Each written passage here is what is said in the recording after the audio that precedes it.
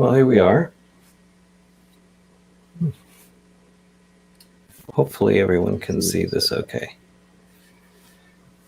We are at 2 o'clock. Welcome to everyone who's been here before, and those who might be here for the first time. Hoping you can hear me okay. I've tried to get my sound worked out a little better. I hear a bit of interference through my headphones or whatever these things are. And so I'm hoping that it's clear for you. I noticed that when I record these things that they actually sound better with the recording. So I think it's just a wire in my system here or something like that. If anyone wants to comment to just let me know they can hear me and this is actually working, that would be great. And looking forward to today to talk about composition, which is a huge subject. There are lots of different theories around composition, and I'm not an expert on this, that's for sure. But I like all the different ideas behind it. Hi, Angelica. It's nice to see you. Nice to know that this is out there and you guys can hear me. Anyone, hi Stefan, great to see you too. If anyone's just tuning in right now, or as you're tuning in, if you can just let us know where you're tuning in from, that would be really great. Because last time there were people from all over the world. Well, when I say that, maybe that's ambitious. But certainly from Europe and Canada and the US as well. Hi, Jerry. I know where you're from. So, Bernd, nice to see you. And again, welcome. I'll try and keep up with comments as best I can. It's really challenging with the technology. I'm trying something a little different this time and hoping that this goes smoother because I want to share my screen and show you a couple of things. Talk about composition and how I'm going to apply it to what I'm doing today. I have no idea if it's going to work, and it's called intuitive because it is intuitive. If it works, it's great. And if it doesn't, well, it was intuitive and it didn't. So you can just scrape it down and start over again. You'll notice the lighting is really crazy here because I'm actually using the camera from my computer, which isn't great. Makes me all fuzzy, but probably look better fuzzy. So there we go. I'm hoping that the camera that is on the painting is going to be a little better. So there again, there are a lot of theories around composition, and it's kind of it's a funny subject because some people really stick to certain rules and they make them work. The most common and a rule actually that I like to use fairly regularly is the rule of thirds. So basically that means taking your canvas or actually your reference first and then your canvas and dividing that into 3 equal parts from the top to the bottom and also from side to side. Now it's easy if it's a square, that's okay, and if it's a rectangle you can still do the same thing. Angelica, you're mentioning the mic is echoing a little bit. I'm wondering if I have all my, see, make sure everything is muted here properly. Haha. No, I can't mute that one. I have to mute this one. Okay. Maybe that's better. Haha. Thanks. I think that might have solved it. There's always one thing that I forget to do. All right. So this rule of thirds is the idea that, again, you take your canvas and your reference and break that into thirds. So 3 parts from the top, 3 parts from the left and right. So they're equal parts. And your focal area should go into one of the thirds, preferably not the center, because as soon as you put something in the center of a painting, you end up with a formal composition. Formal composition doesn't allow the viewer to really get into the scene. The idea of something standing right in front of you, or an object or a subject, it's more confrontational, and it's sort of like, wow, look at me. I'm all resolved. I don't really need you. And if you want to see formal composition and how that's used in architecture, for example, you'll find that happens in churches. Everything is centered. So you go down the middle of the aisle and everything on the left is the same as everything on the right, pretty much. The idea of the old Catholic churches or Anglican churches is that they were built on a cross. And so the altar is at the cross. And so everything is looked after, everything is centered, and you're not needed there. You're there almost as an intruder, and you either sit left or right, but everything is already organized. And the idea is that you're looking up. So it's not a very comfortable place. So some of the churches are very beautiful. So if you've got a wandering eye, that's okay. You can look at the paintings and sculptures. But there's no sort of sneaking a path in. I mean, you have to go way over to the right-hand side or way over to the left and go up one of the side aisles if you want to sneak into a church. If you think of weddings, the idea of the formality of weddings. You have equal people on the left and people on the right, and a formal dinner setting at a marriage celebration. You'll have the bride and groom in the middle, and you have family on either side, or bridesmaids and best man and so on. So that's another example. And another place you'll see this is in a courtroom. Not that I've spent much time in a courtroom, but the idea is that there's balance. So the judge sits center, and you are on one side and witnesses on the other side, and the judge is that pivot point, if you will, who has to make a decision about whether you're guilty or not, or where things are going to go. There has to be a judgment made, but there is that even idea, even the seating arrangements in courthouses. So these things, these places where there's a formal arrangement are made to make you feel insignificant. You're not really that important, or perhaps you're in a place of judgment. I mentioned the courthouse and church. Those are 2 places where you're kind of in judgment. So when you're composing a painting, if you stick everything in the middle, the whole story is there, and you're really not needed. So I'm gonna share my screen. I'd like to take you to some images, and some of them you'll recognize, and just talk about the compositions. I've selected certain ones on purpose because I think it really dramatically shows the difference from what I've just talked about, as opposed to it being formal. So I'm going to share the screen. Hopefully this works.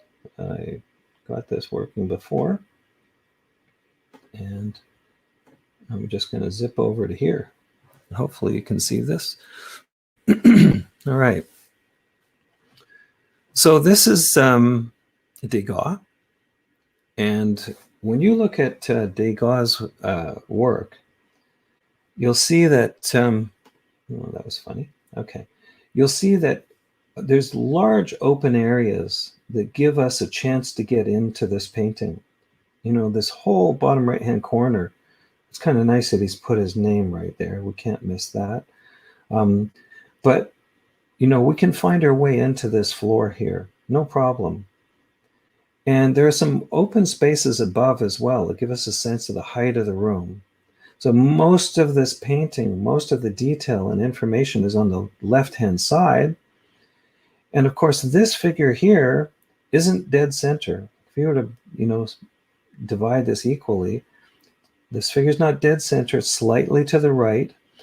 And then you have these sort of patterns, like you've got this sort of sweeping circle with these 4 figures here.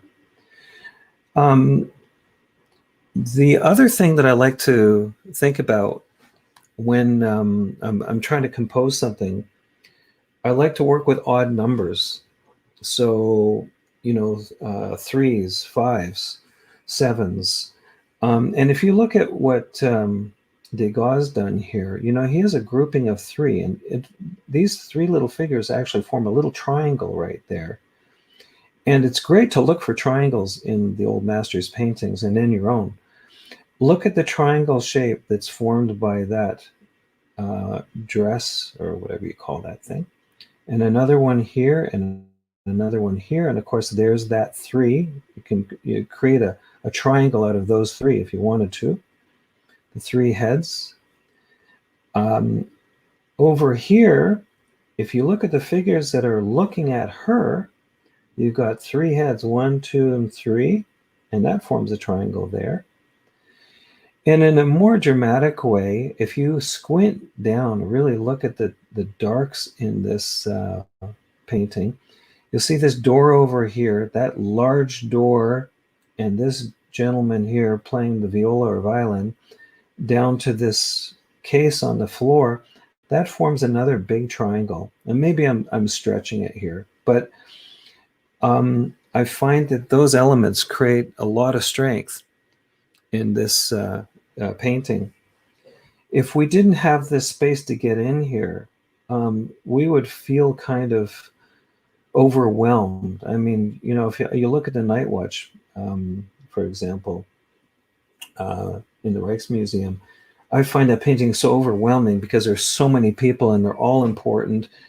And as much as Rembrandt's done a great job of, putting it all together, there's you don't feel very welcome. There isn't a passage into it. The other things I like to point out here, there's a sense of atmosphere of this room with the mirrors that are on the wall. I really love the way that he's brought those reflections in, because it gives us a sense of what is beyond what we can see. And that's really important to think about. We tend to create a composition and it looks nice within the painting, but what's going on outside of the painting? And part of a good composition is not telling the entire story. I really believe in that. If you want people to be involved in your painting, then you don't want to give them the whole story. You want them to imagine what is beyond. And you'll see this in some of the paintings that are coming up. I don't have too many of these, by the way. I won't keep you going on this too long. This is an intriguing painting, another Degas. And I find this rhythm that he has going here. It's almost like a giant squished down S-curve with all of these figures. None of them are looking at us. We're sort of stepping into this in a voyeuristic way. Look at that big wide open floor. Again, we can get in here and we might even want to peek around the corner. I love these areas of intrigue.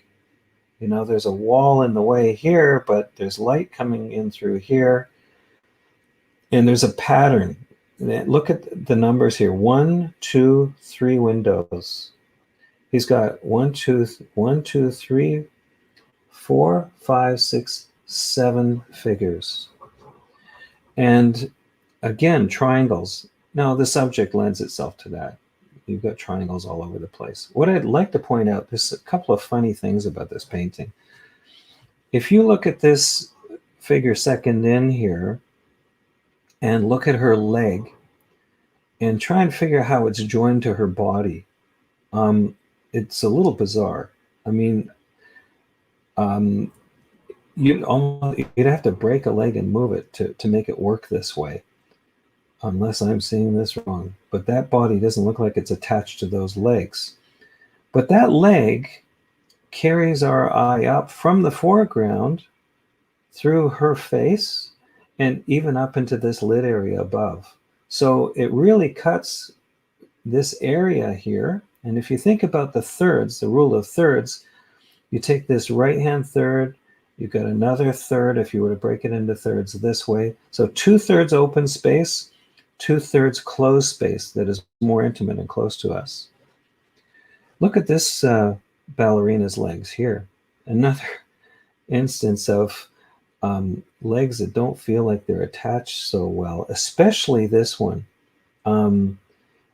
It looks like he had to break it off and put it to one side here to make this composition work. So our eye doesn't go out of the painting. Everything's pointing out here, except that leg stops us visually. Brings it, it gives us a chance to come back into the painting. Our eye is always drawn to light, and our eye is typically drawn to the highest areas of contrast. So the greatest areas of light and shadow. And if you squint at this painting, the lightest lights you find right here, and that's pretty close to being central in the painting. And you've got your darks in here, very close to it, not right up against it, but certainly lots of contrast, lots of intensity of color right here. So there's more chroma in this area, which brings our eye really to that area, which is in the upper third. If you were to break this painting down, in the upper third of the painting, that area. The lower third of the area, this painting contains these two figures here.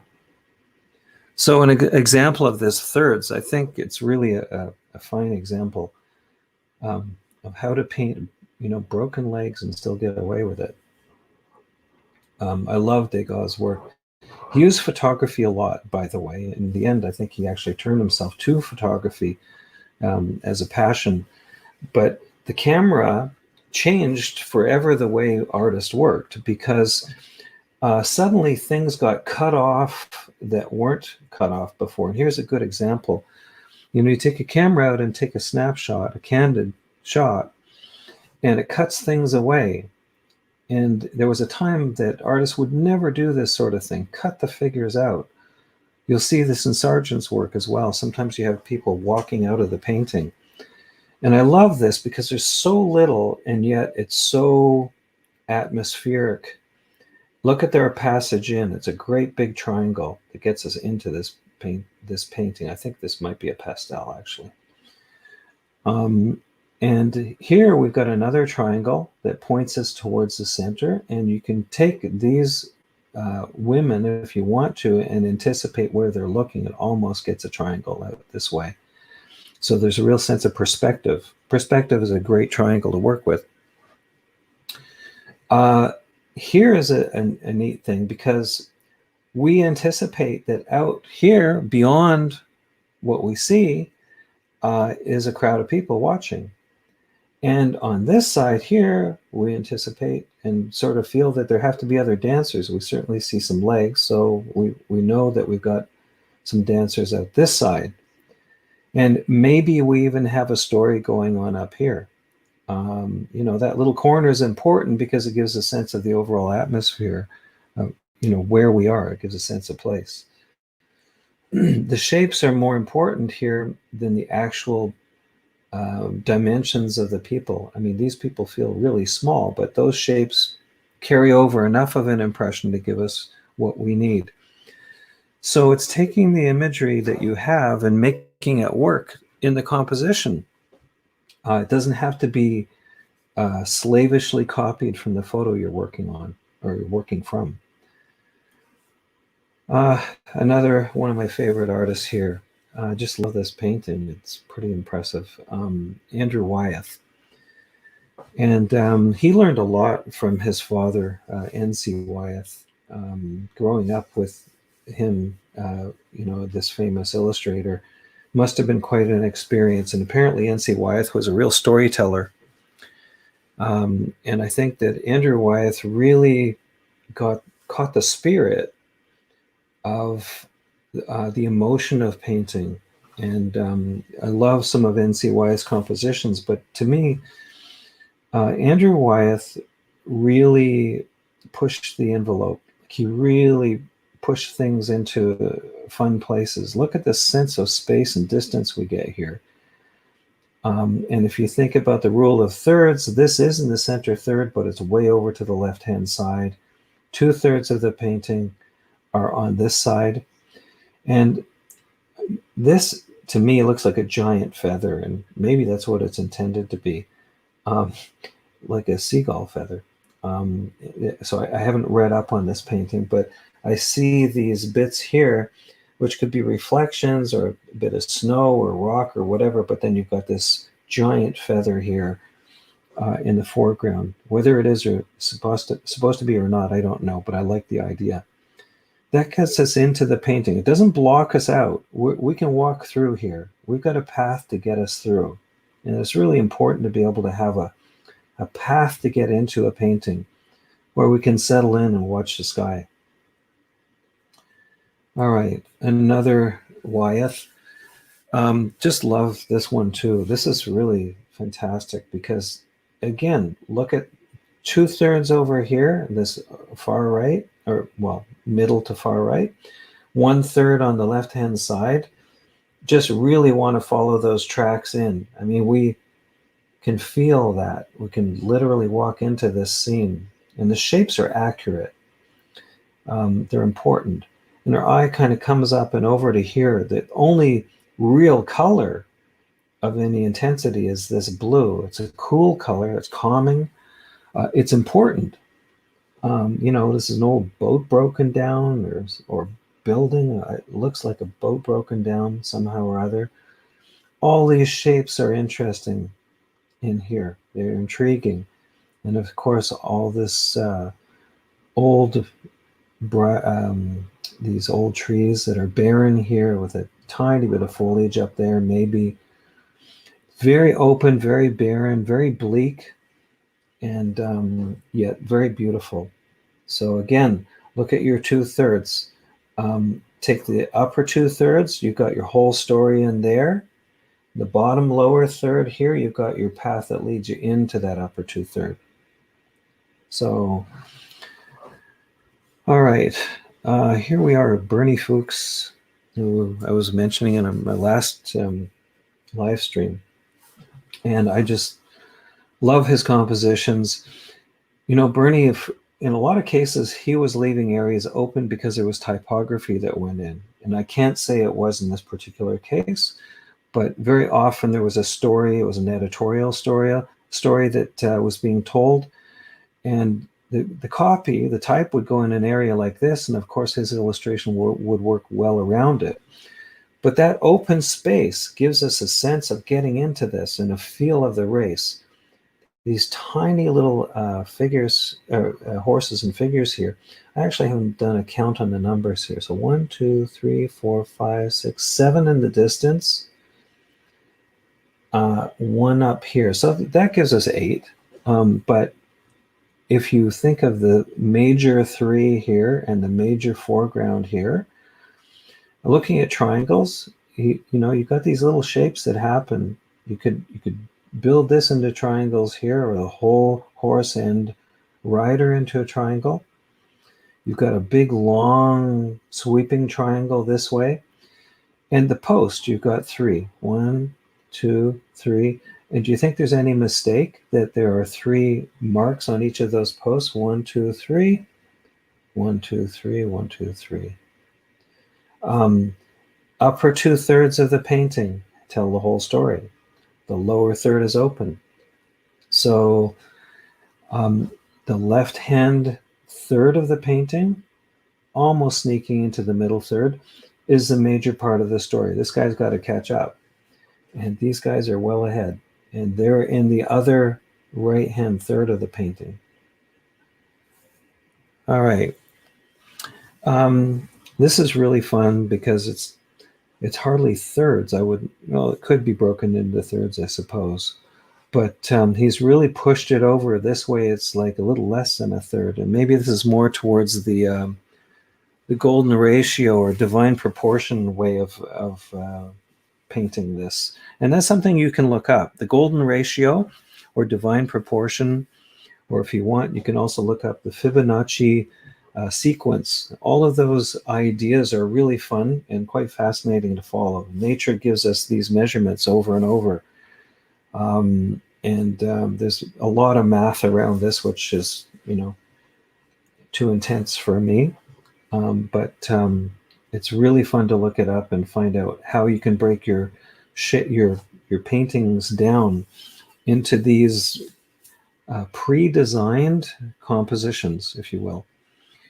I need to tell you about another way to compose, and I'll do that towards the end of the session today. And it's the absolute easiest way to create a composition now that I've gone through all of this idea thirds and Fibonacci and so on. And triangles.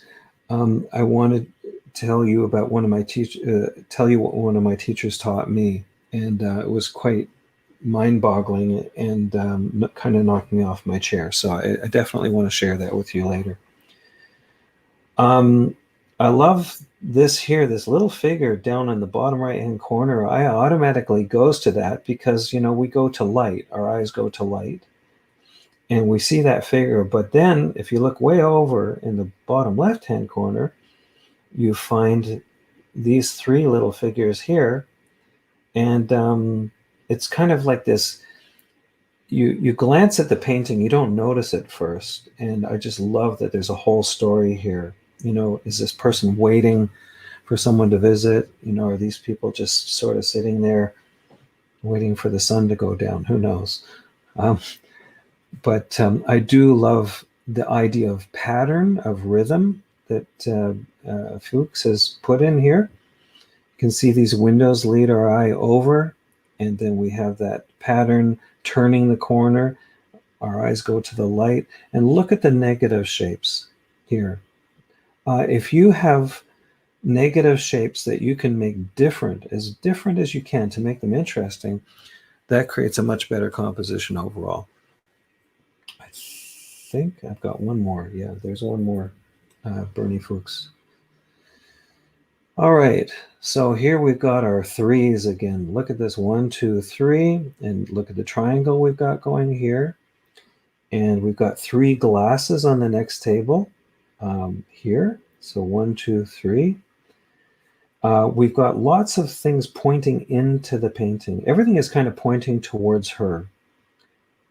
Even that chair, it creates an arrow that's pointing towards her. This guy's shoulder points towards her. They're looking at her. And she's almost in a protective mode there. You know, she's got her hand up to her face. She's got this sort of triangular shape that happens here that draws our eye to it.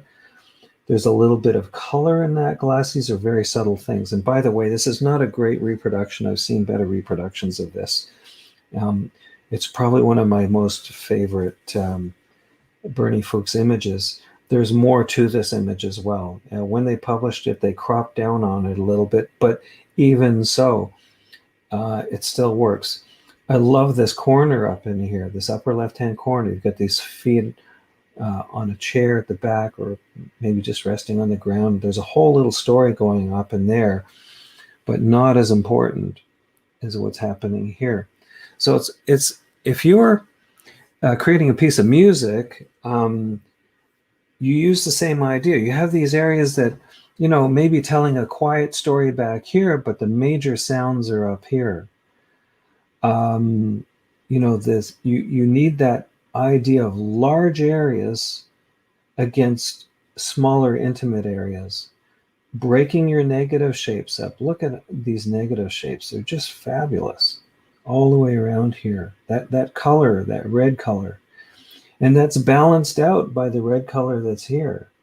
Even the little back of the chair that's right here that leads your eye in. So these are the kinds of things that you can do. You know, it's sometimes easier to analyze a painting after the fact. And that's why I think I called this session intuitive composition, because if it doesn't feel right, it probably isn't right. And if it isn't feeling right, then you need to change something or balance it in some way. And maybe looking at the rules of thirds, that helps. That's probably the biggest thing that I can share with you today without getting into a whole lot of detail. Look for patterns and then a break in pattern. Look for a rhythm of some kind in lines, and then a break in that, and that will get your attention. So every painting ideally should have a focal area or focal point of some kind. And that draws your viewer into the painting. But the other thing you don't want to do is tell them the whole story, right? So here we've got a table.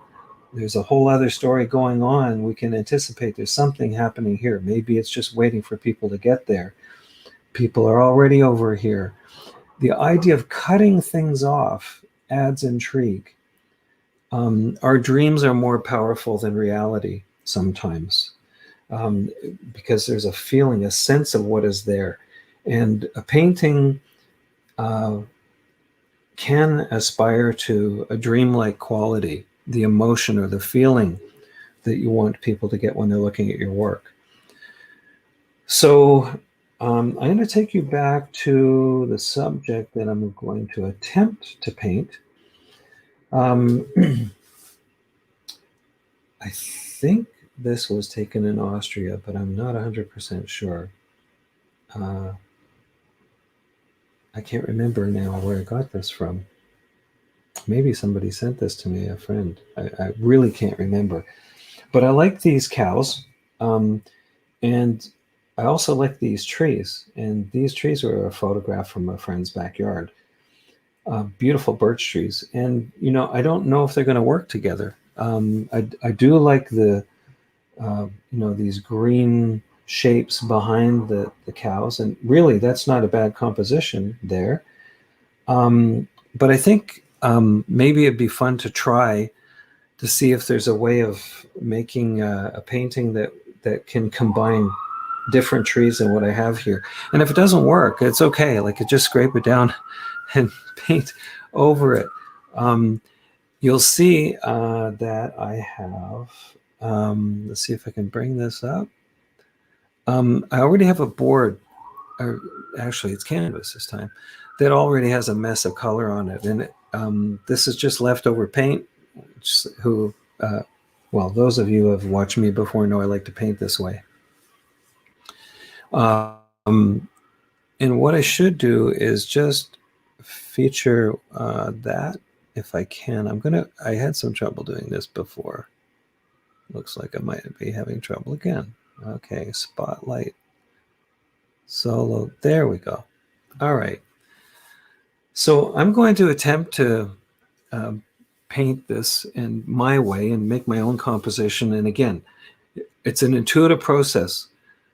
I have no idea how this is going to go, but we'll give it a try. I've pre-mixed some cow colors, and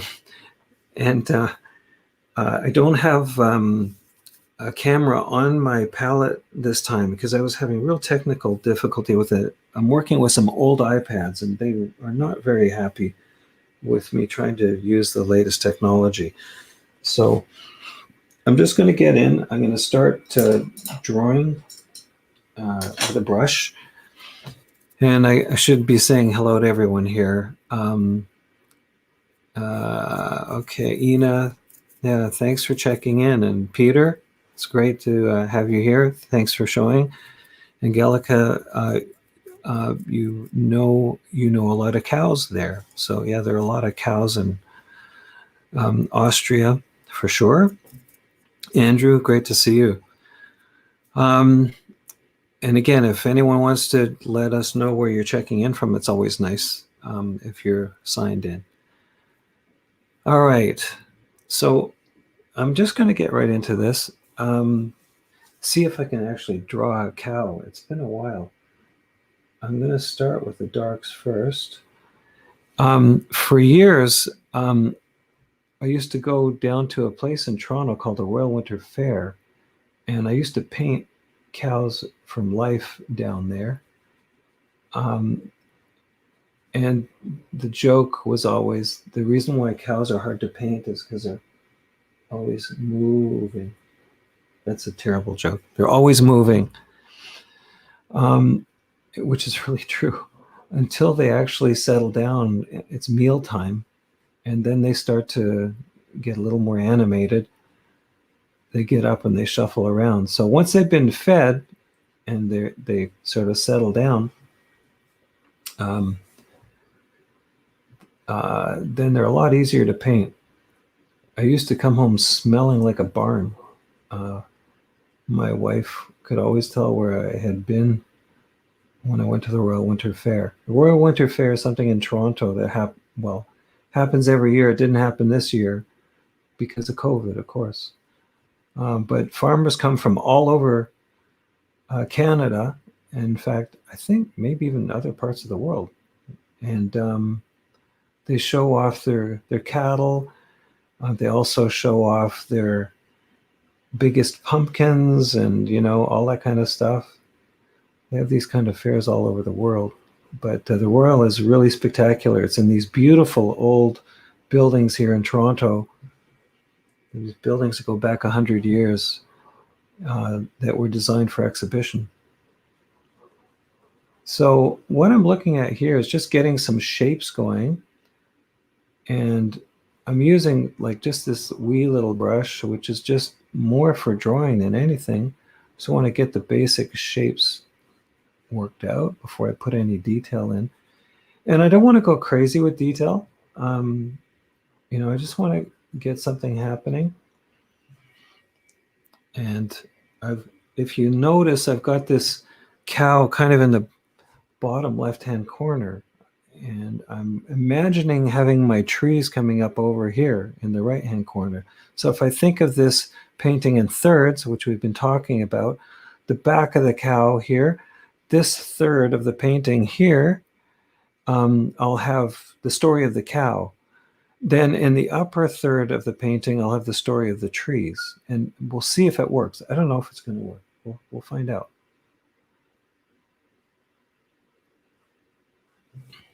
I'm using oil over top of dried up old oil paint here. And again, starting with the darks.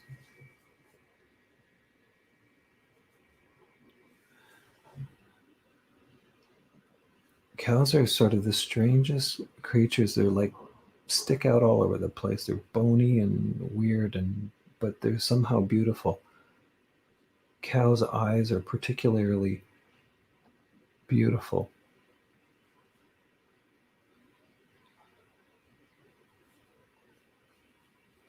So right now, I'm just squinting down, trying to go for the major light and dark areas. So that would be the underside of this creature. And I think that leg needs to come down more this way. And that one needs to come down a little more that way.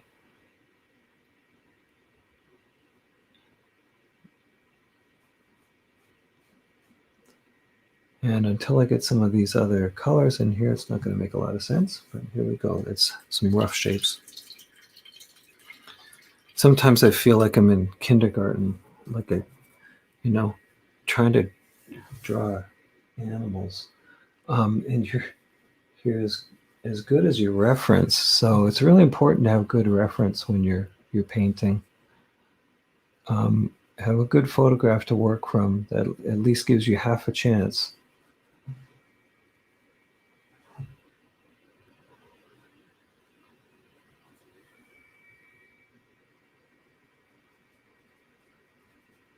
One of the nice things about, if there's anything nice about COVID, is the idea that we can look over someone's shoulder while they paint.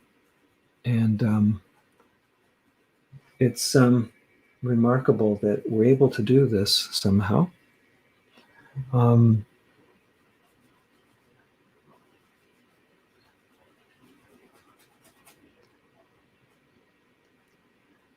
And you'll notice I'm not really getting too fussy with any details here.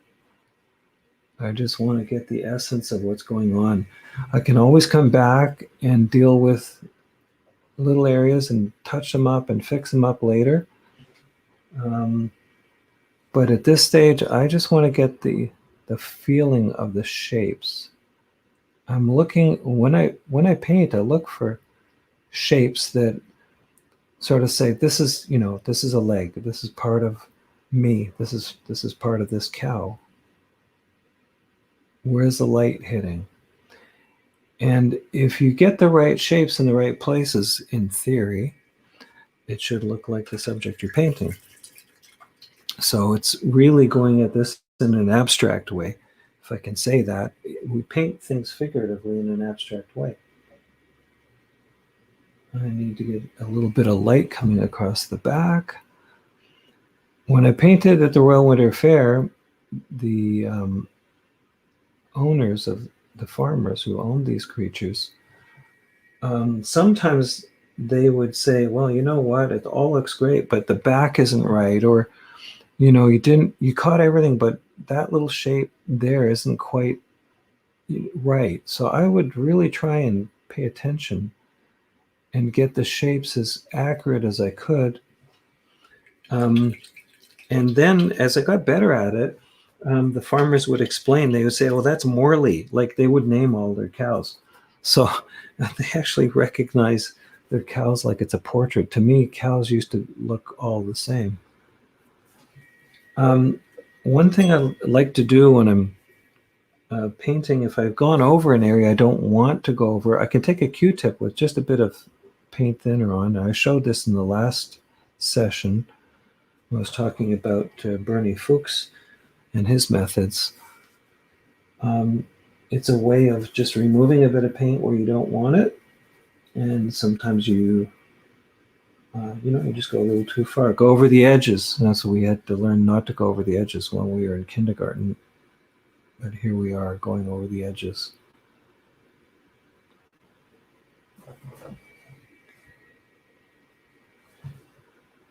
There's a nice little hit of dark right in behind this udder there.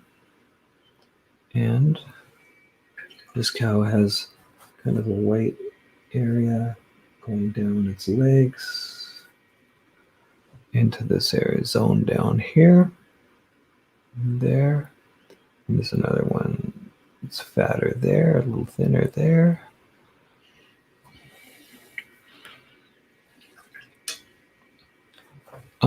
That forward leg, when I look at it now, like it's too blobby and too big and wrong. So I'm just going to go in with a Q-tip and just take it back there.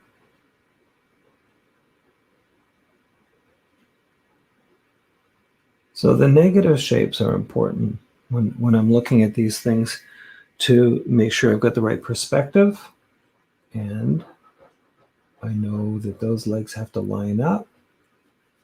And what's nice is if I got color down already, the green, shows after I put after I've taken the paint away,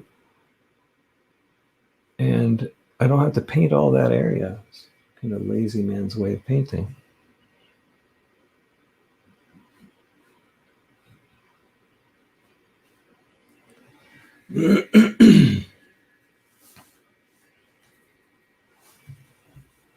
So it's starting to get a feeling of a cow. I'm going to just go into this area where it's a little too dark right there, just to address some of these halftones. I don't mind that some of the under painting comes through even. That broken color is kind of nice. And there's a real hit of light color.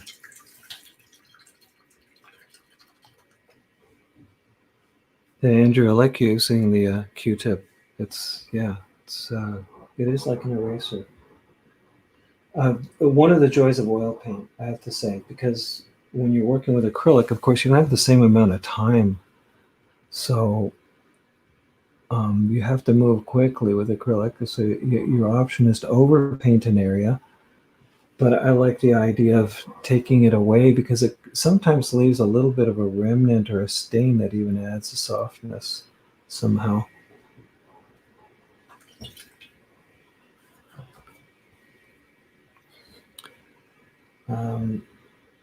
So I've got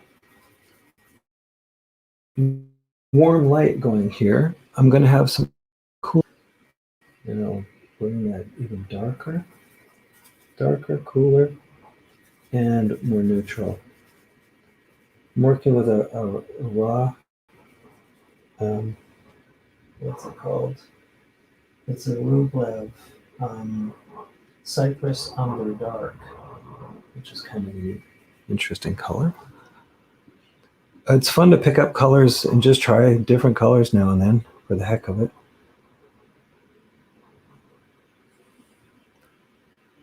Now there's a little area underneath here that's also a little bit light. That's an important shape.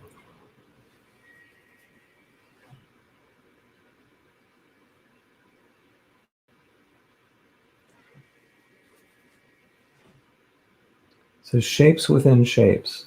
So starting with bigger shapes, and work your way down to the smaller shapes.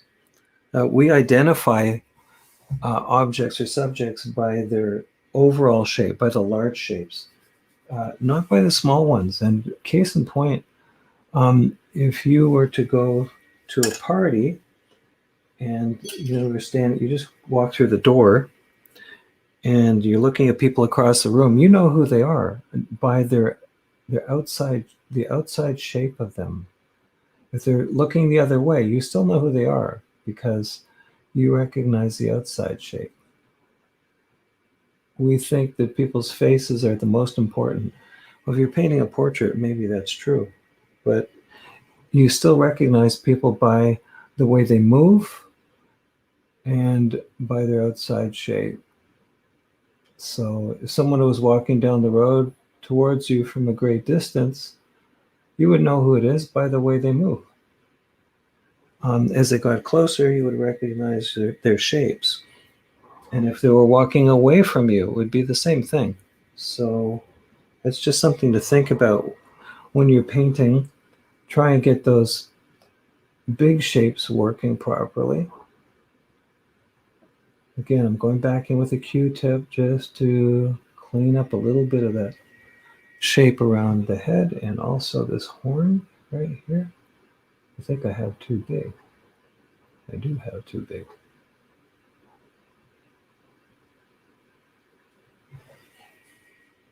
Now later, when it dries, of course, I'm just going to take that horn right out of there and I'm going to go back in with more detail. There's a horn and an ear.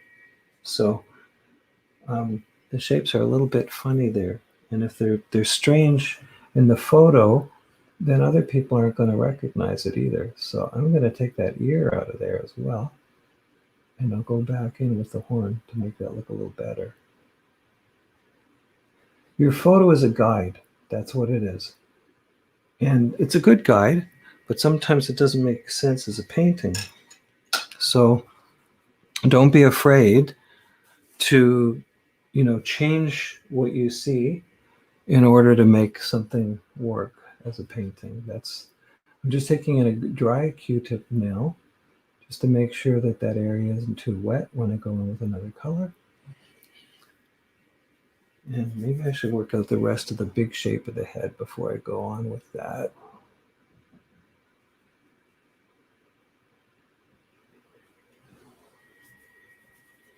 Again, I've got this sort of gray, cool color, which indicates that it's the front of its head is actually got some white. So, and I want to get this shape, this very distinct shape right there. And I'll go in and paint the horn. Really, the horn should be a different color. So let's see if this color works better.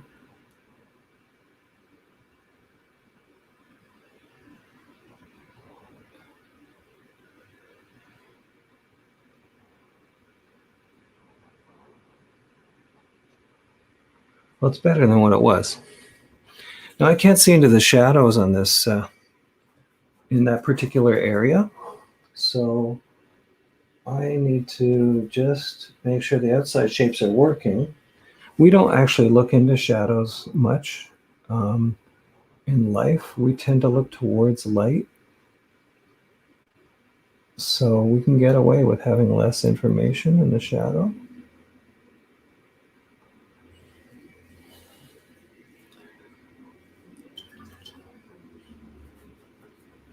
And it has a dark spot at the end of its nose, which is a bit unusual, actually. But there we go.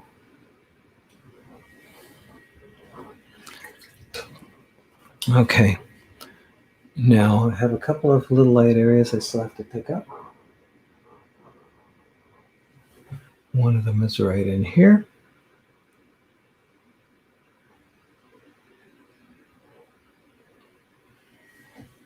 And I'm going to pick up a little bit more over here on this leg.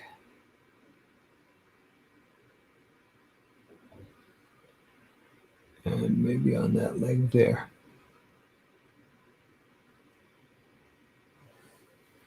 And its hoof is dark, so I'm going to go into that with some dark down in here. That plants it on the ground.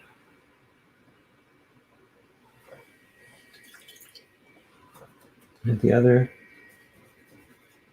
leg needs to come down a little bit further so that it looks like it's actually standing on the ground. And one more little detail in here.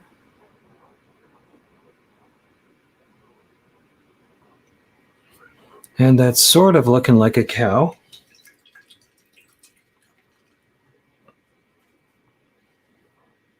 Dorrit, nice to see you. Dorothy, nice to see you too. Happy to be sharing this stuff with some who have been students of mine and who do some great work. So good memories from days past.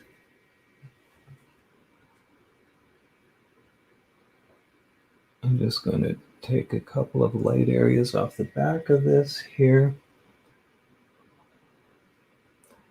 Now, painting like this in front of everyone is certainly very risky because, if you make a mess of it, the whole world knows. But anyhow, that's part of painting, is sometimes just making a mess.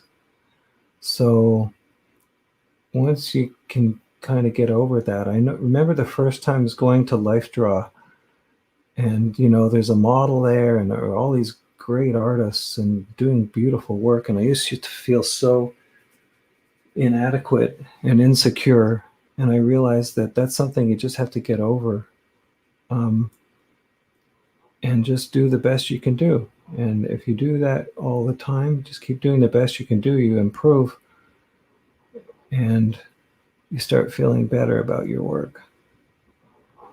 And I can say it doesn't matter how many years you paint, you always feel like you can do better. That's just how it goes. The best painting you're ever going to do, and jokingly, is the next one. So that's what keeps us going.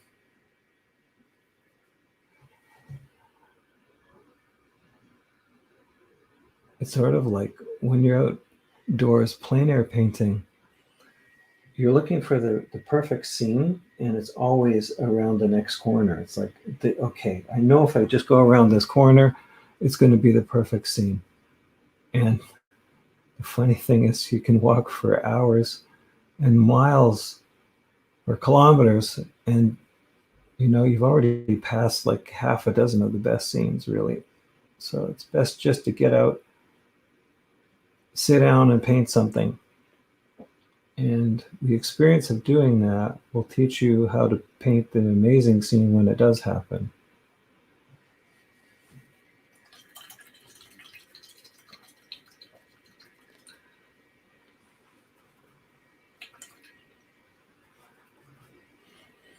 I wanted to say, while I'm remembering, I just want to thank all of you who have become, who have, what do they call it? Subscribed. That's the word.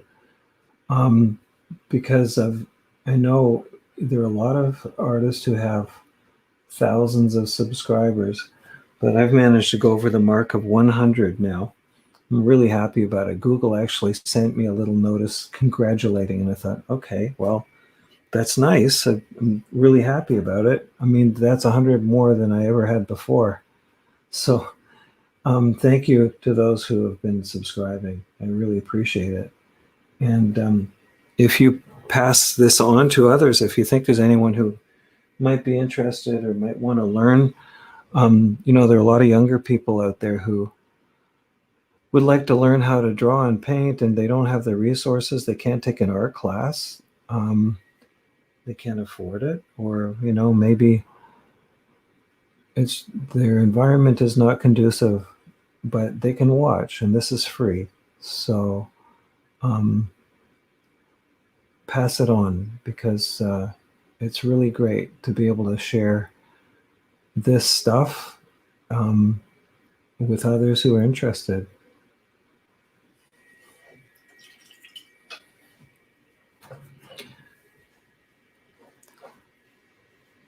Thanks, Peter, for checking in.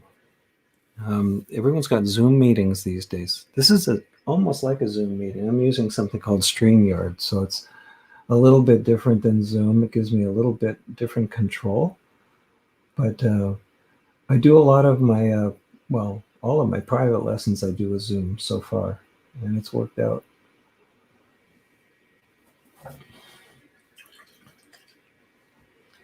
So that's kind of almost there. Like the back of this cow still doesn't feel quite filled out enough. So I'm going to go in a little heavier through here and maybe just fill it out more this way. Get that volume working.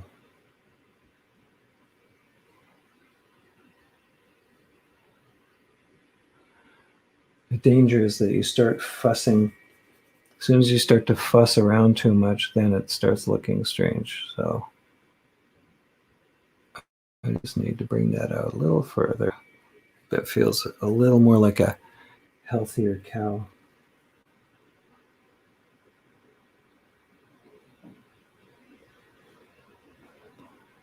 And I can go over this, just get that basic shape working, and then throw the lights in where they need to go.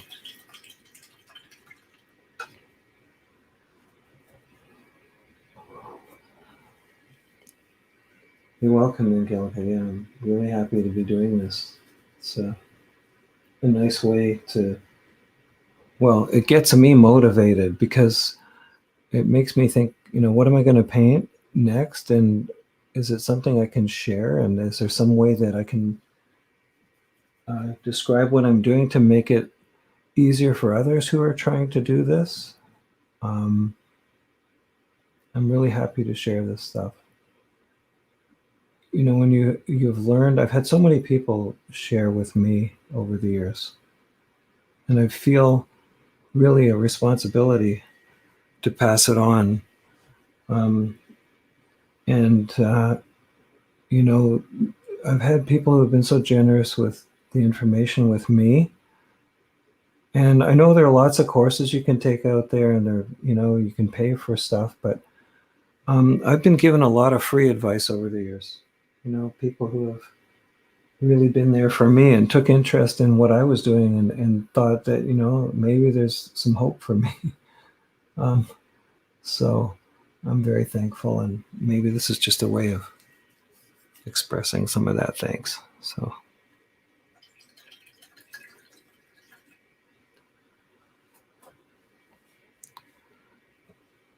the back of this leg is a little funny. I noticed that Dorothy's saying Toots is here. So hi, Toots. Great to see you. I mean, great to know you're here.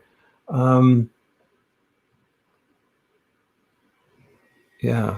So Toots, and I'm just going to use that name, has a daughter who is Olympic material. She's amazing. Comes from a family of achievers.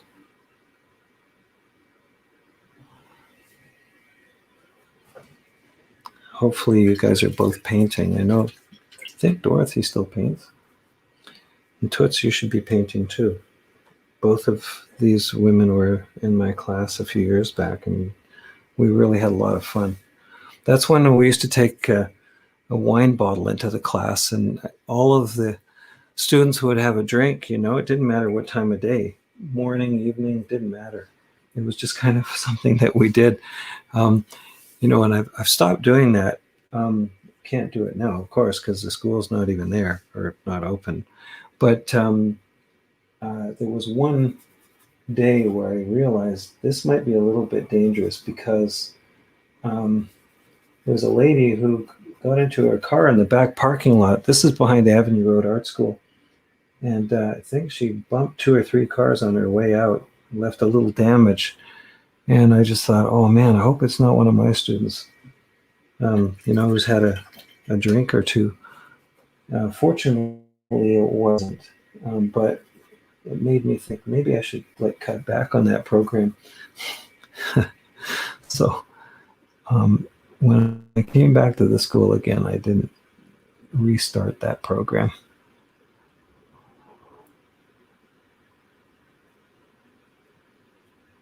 Okay, I sort of fiddled around with this cow long enough. Um, it's again down in the bottom left-hand corner, which is kind of the composition that I like, and it's kind of nice the way some of this stuff worked out, just incidentally, um, by mistake. So it looks like fresh, and it looks like it was done on purpose, but the truth is something different. So um, I'm going to try and enhance that a little bit and bring in some greens that work.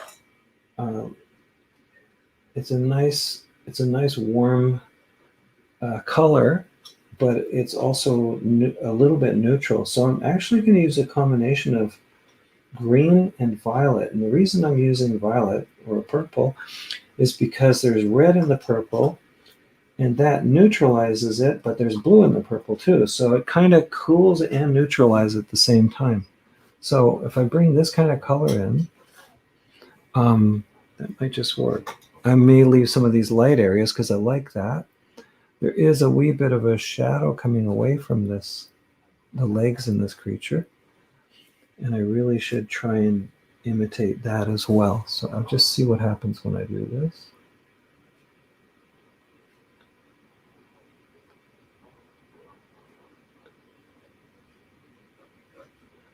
You can see I'm not being too crazy fussy about getting it exactly in the right place. It's just the feeling that I'm going after right now.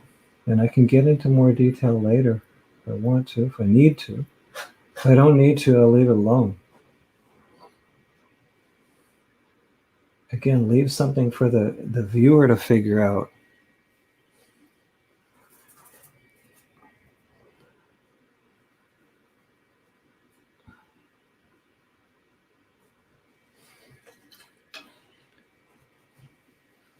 Okay. Now the background's pretty exciting. It's like, you know, there's like a storm coming or something. The color of the sky is not bad. But I want to get these trees working. So I want to create an area that has a little more chroma, maybe up in this area here, so that our eye is drawn up a little bit. And I'm going to paint that fairly dry and thin. If I can do both, that would be good. And use a little bit of cobalt blue and cobalt blue is a cooler blue compared to ultramarine. What I have here is quite a warm blue. It's actually more towards the manganese side. See, it's quite a different blue when I put that in there. And I'm going to take that up a little higher. It's okay to leave some of that other color peeking through, you know, break it up. It's okay. It makes areas of interest. I want to bring the sky down here so that it kind of points to the cow a little. So I can do that.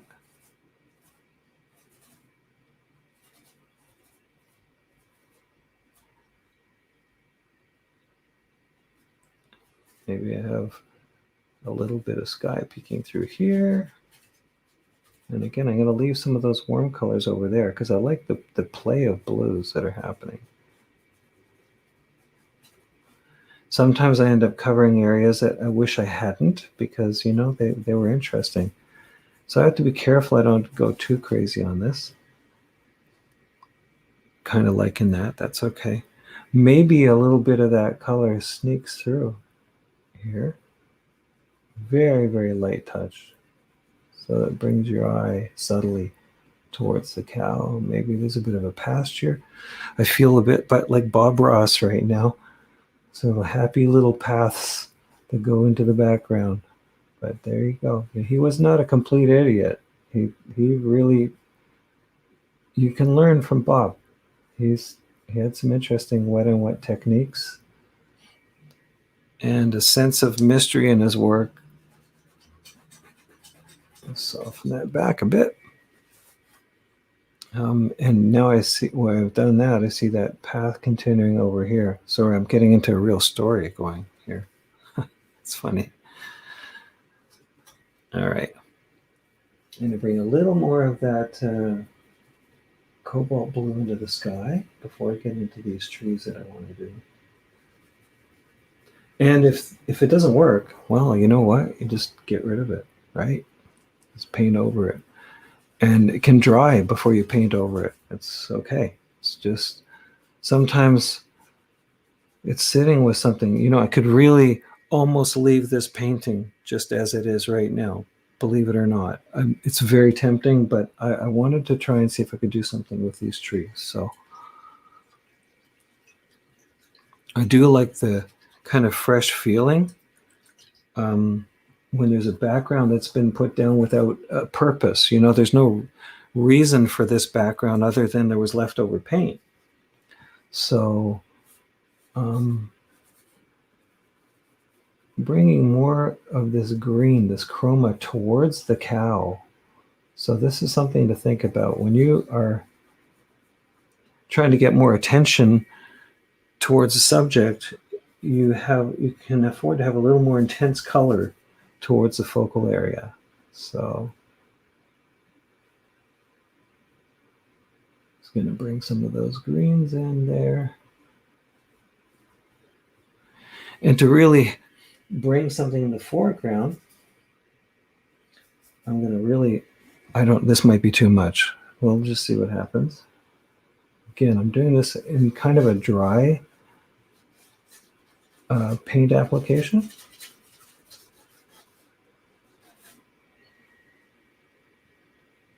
Okay, sort of okay.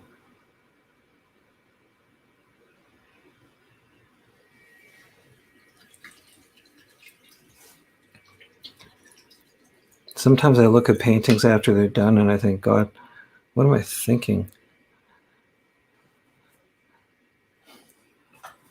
Thanks, Andrew. If I sound like Bob, that's good. You know, for the poor students who have had me over the years, I think some of them actually went to sleep. They used to come into class just to go to sleep. So that's okay. They were all escaping from something, you know, things they were supposed to be doing at home. So it's okay.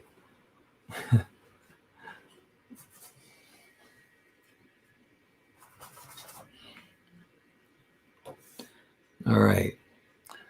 Now I'm going to get a little big and bold with a couple of trees and see how that goes.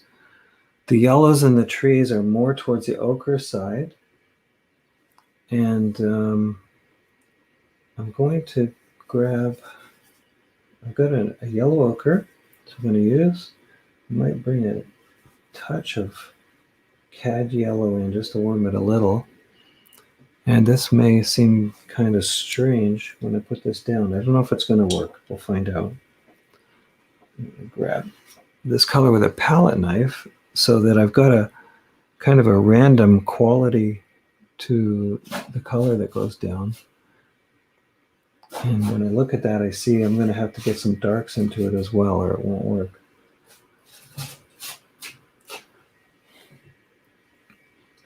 So I need a lot more paint.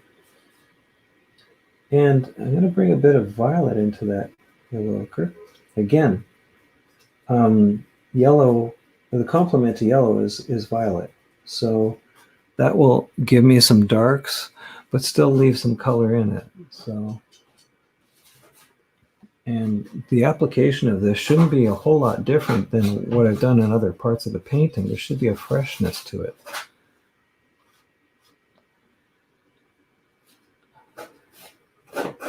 I know this looks a little weird right now, but hopefully it's going to make sense.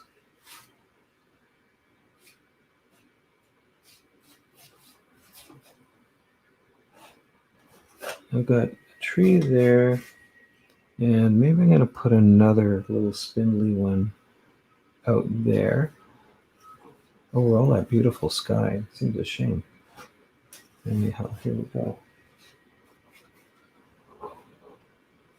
I need some darks in there because it's a sunny day, so you have to have the contrast of values. It's really important to make sure that if it's sunny in the foreground, it's sunny in the background as well.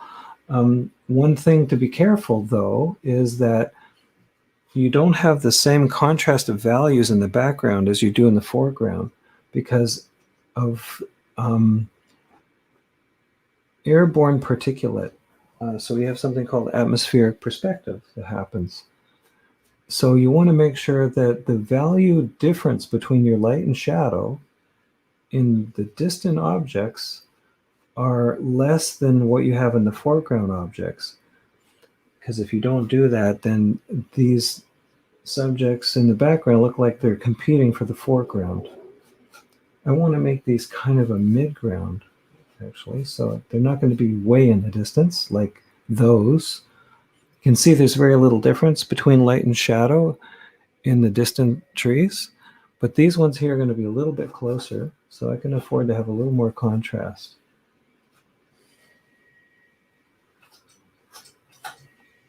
How are we doing for time? 3. Okay, not bad. 3:11. Time flies when you're having fun. Hope you're having fun.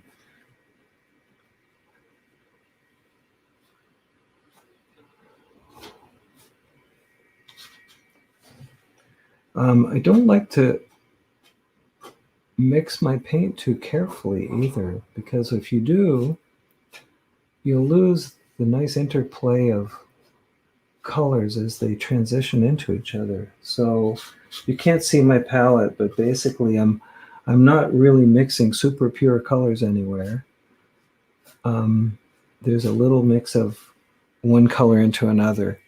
I just want to have that sense of light and shade without going, if you think about leaves in a tree, there's a transition that happens within the tree. It's almost like you're painting a solid object, except that it's full of all kinds of little solid objects. So it's okay to have colors melt into each other here and there a little. And that gives you a sense of what a tree might look like as if it was in your peripheral vision.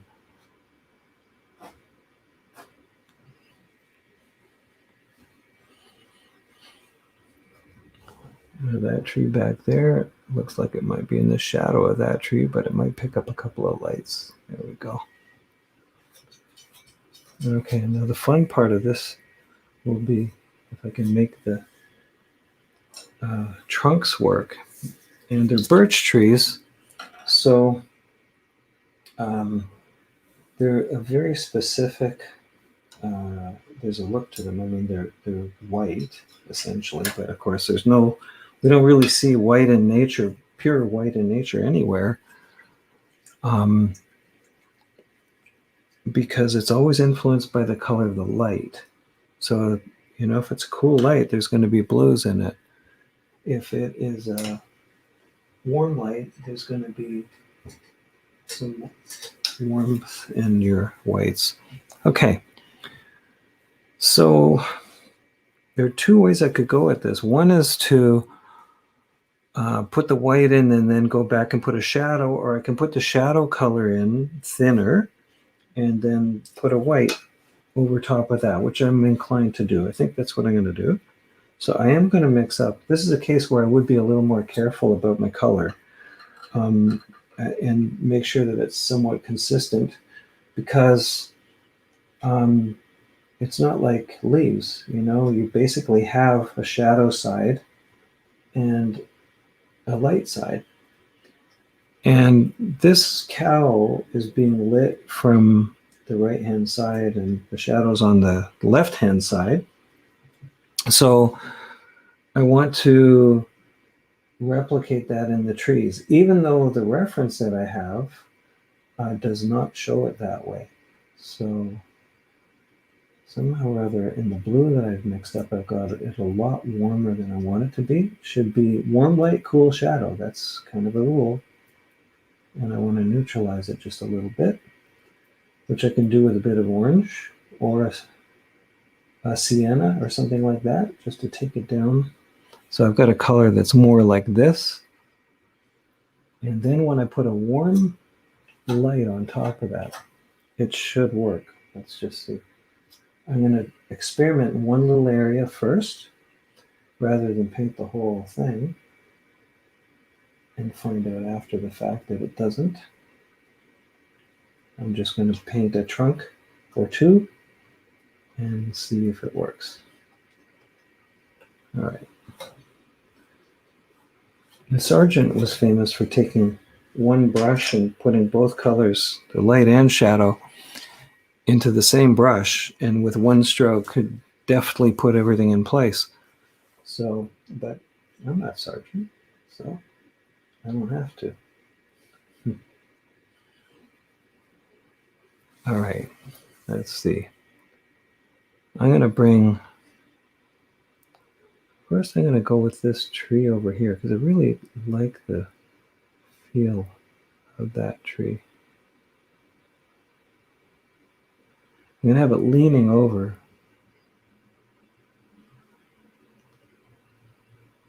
There. And in talking earlier on, I talked about having a path that gets you in. Well, we should be able to get around this cow and up into the distance. That would be kind of nice. So I'm kind of thinking that way.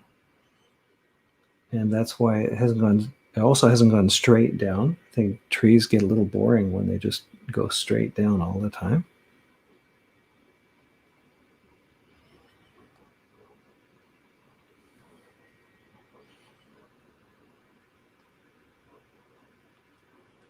Now, I've painted the leaves so heavily up in there. I need to go into an oil here so that this paint sits up on top.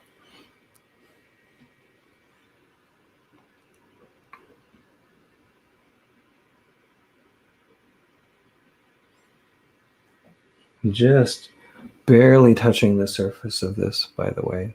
Just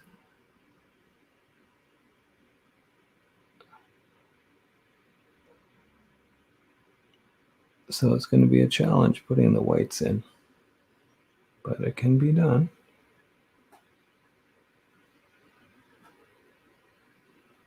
The tree trunks are supposed to get bigger towards the bottom, right?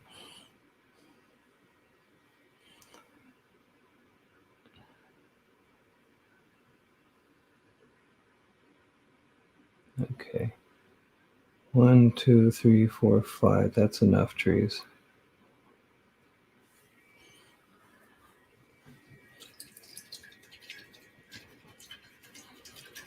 Now, I'm going to see if I can place some white. I have this little brush. I've shown this in the past demos.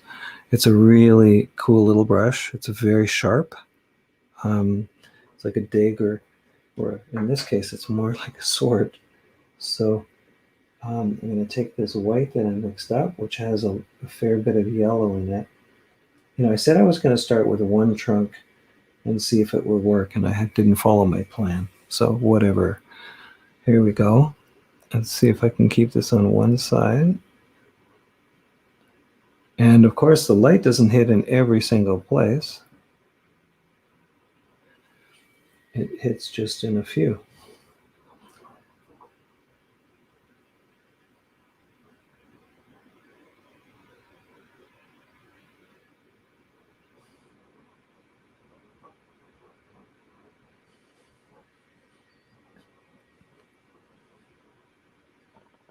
Okay. I like the idea of the light stopping somewhere around here so that the bottom of these trees are a little bit in shade, as if there's something blocking or the sun setting.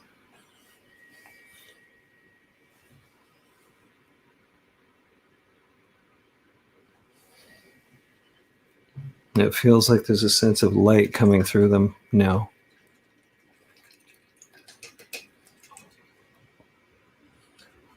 And of course, because, I don't want to get too pretty here, but because there's light hitting the trees and it's warm, I need to think about what I'm going to do over here in the sky. So I'm going to just have a light spot that it might be picking up on there. Gives me a bit of sense of distance. All right, now when I look at this painting overall, and I'm looking at it on my screen right now, one of the things that I find is that it's a little bit disjointed. I mean, I love the abstraction of this and this, but it's not helping my story. So I need to eliminate a little bit of that stuff with, some neutral color. And I'm going to stay to the cool side because our eyes are drawn more to warmer colors, by the way, than they are cooler ones. And I'm just going to try and match in some of the stuff that I see there.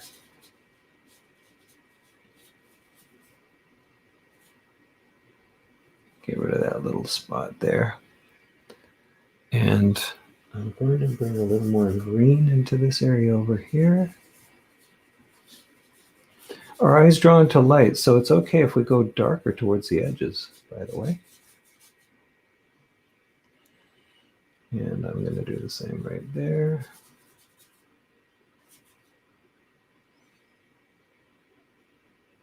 And maybe just going to soften that up over there a little. It's a hard edge. Your edges can be soft towards the edge of your painting as well. I don't mind the way that picked up there. And I don't know, is that too light? Yeah, I think it is. I think I need to go a little darker there so that it doesn't draw our eye over to that corner too much. So when I talk about intuitive composition, this is where it comes into play. I mean, this is where you make decisions at this stage, and maybe they're the wrong ones, but you can go back and overpaint areas if it's not working, if you don't like what you've done. I'm just going to darken this down so that our eye is not drawn over there too much. It goes more towards this cow. And, this is kind of, I have to say, this is a little bit of a pretty scene. Not super big fan of pretty all the time, but now and then, it's okay to have a cow in a field, whatever. This little spot right here, this is just heavy paint that got stuck down when I was putting my leftover paint up. So all I'm going to do is just scrape that away and cover it over.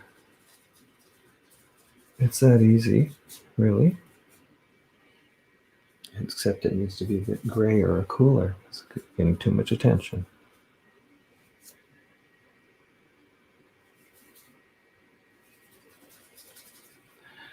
In fact, I'm going to make it quite a bit cooler so that it sits back. Maybe ties into some of those trees there. Okay. Now there's an interesting pattern that happens here through this way and back that way. And I like that. I'd like to pick it up just a touch more. There's kind of like a big S curve, if I can say that. So I'm going to bring in a little bit more of that lighter yellow color into here. Again, things that are enhancing, leading up to this cow and taking us through the scene. And I'll even pick it up so that it takes us back to that little path in the distance. Again, I want to keep the eye in the painting. You know, you want to have these areas that have the most interest near your focal point.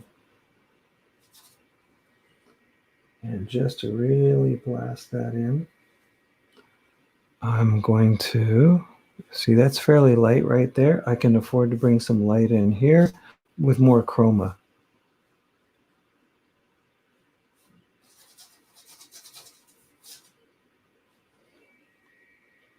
And make sure it's in front of this cow.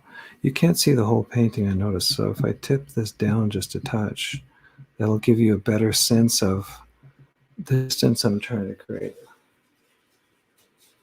Take that corner down.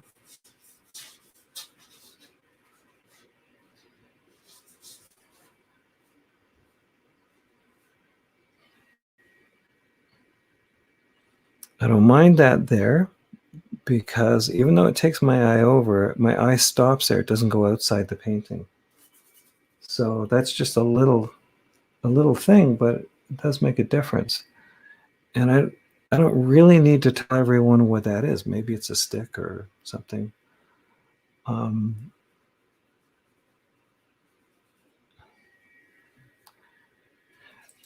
know, those trees, the bottom of the trees are disturbing me, I have to say, because they look like they're just floating. So I want to build something around the bottom, or at least have them a little straighter so that they look like they're sitting in the ground.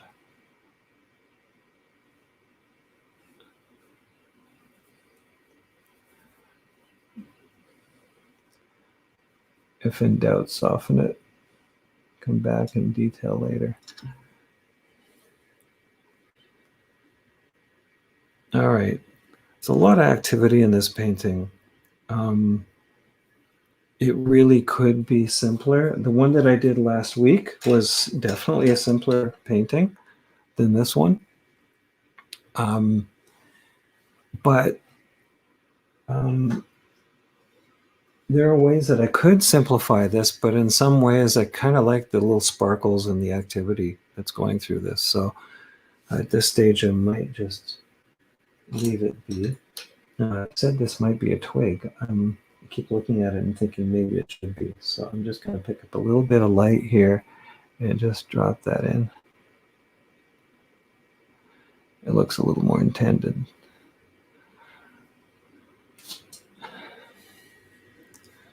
And maybe just hit it down here a little more. There we go.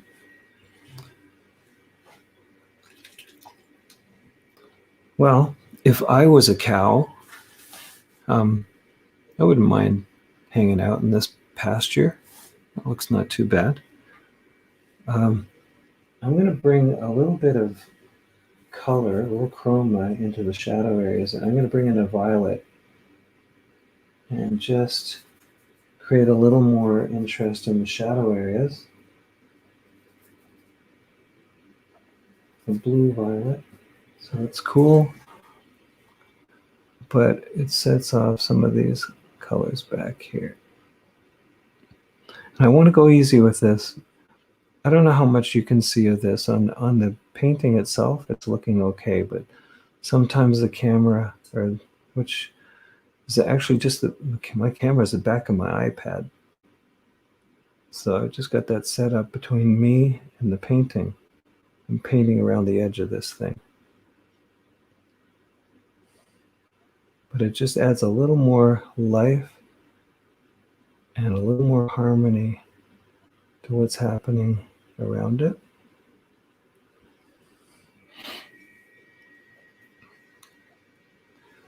All right. Okay. So I'm not going to take this much further, I don't think. I think maybe what I'll do, just bring a little bit of violet into these trees here and there as they go more into shadow.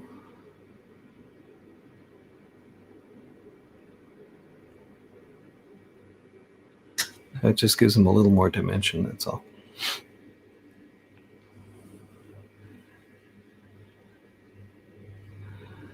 All right.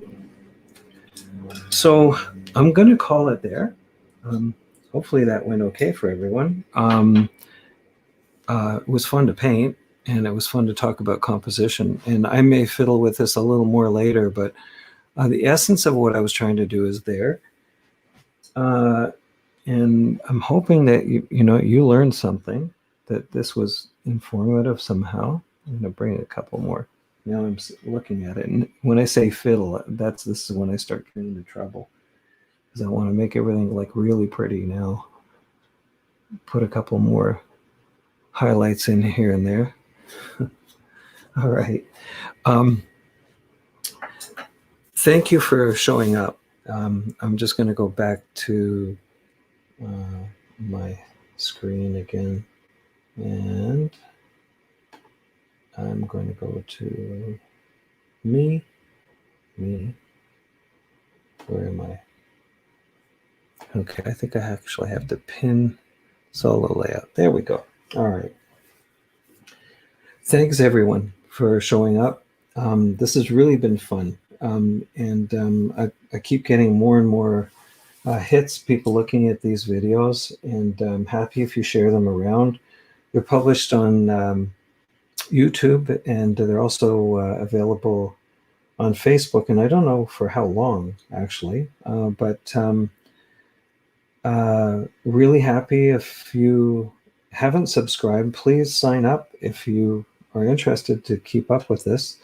And I'm hoping to share lots of information over time and show you different ways of working and painting, and the thought process that I go through when I'm painting. I'm not right about everything, that's for sure, but there are some things I've learned from other people that have helped me, and I'm happy to share those things with you. And hopefully this has energized you in some way. You can go away and say, I could do a better damn cow than he can do. So go do it, and have fun, enjoy, stay safe. This is something we can do during this time. And, if you're an artist, if you're a painter, you're lucky because you can do what you love to do at home. You don't have to schlep your stuff all over. Hopefully there's a place you can set up and do this. One thing I just want to mention, there's an artist whose work I've come to know. I actually met this gentleman in the Adirondacks, and I want to do a shout out to Brian Buckrill. Brian is an amazing artist, and his story is interesting. I think Streamlined Videos features him in one of their programs. His last name is spelled Buckrell, and he's a Canadian, and he lives out in the West Coast, but he comes out to Ontario, I think, regularly. But I love his compositions. His colors are really intense and bright, but fun guy to watch. Very different style than what I've just done here. It's his own look, and it kind of has this nice chunky graphic quality. So check him out, and look up Bernie Fuchs again, and Degas, and of course the rule of thirds, the golden ratio, Andrew Wyeth. You can't go wrong following those guys. Thanks everyone again. I'm going to sign out. Be well, stay safe, and we'll see you next week.